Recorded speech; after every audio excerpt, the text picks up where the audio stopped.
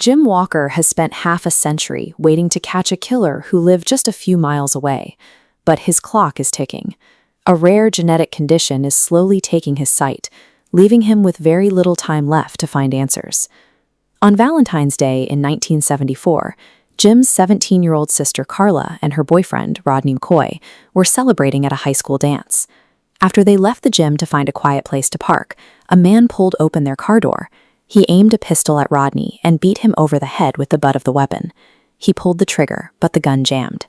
As the attacker tried to clear the chamber to shoot Rodney again, Carla stepped in. She told the stranger she would go with him if he stopped hurting her boyfriend. Carla was abducted and murdered.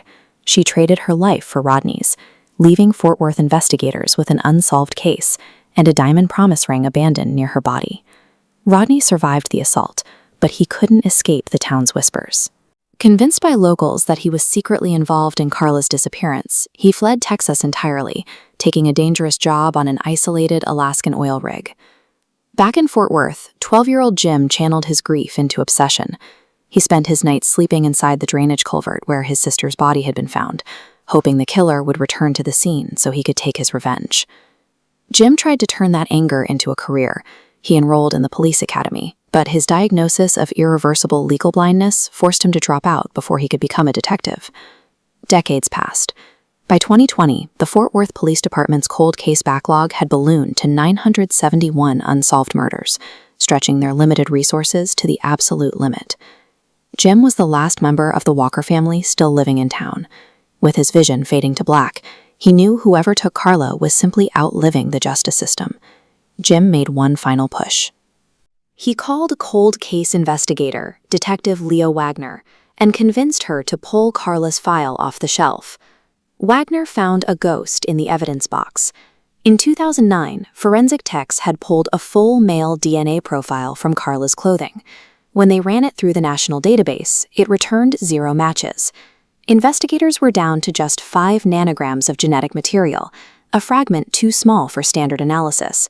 Wagner took a risk, sending it to a lab specializing in next-generation sequencing. This could reconstruct a suspect's identity, but would completely consume the sample. There were no do-overs.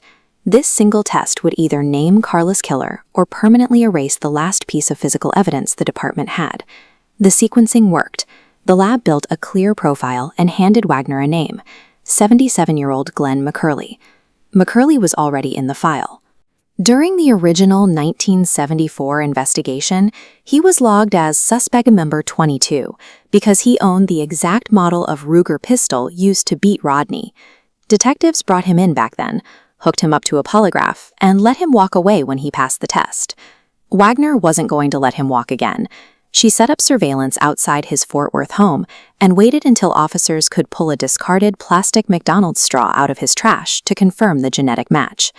McCurley remained free for decades because of a single, flawed 1974 polygraph test.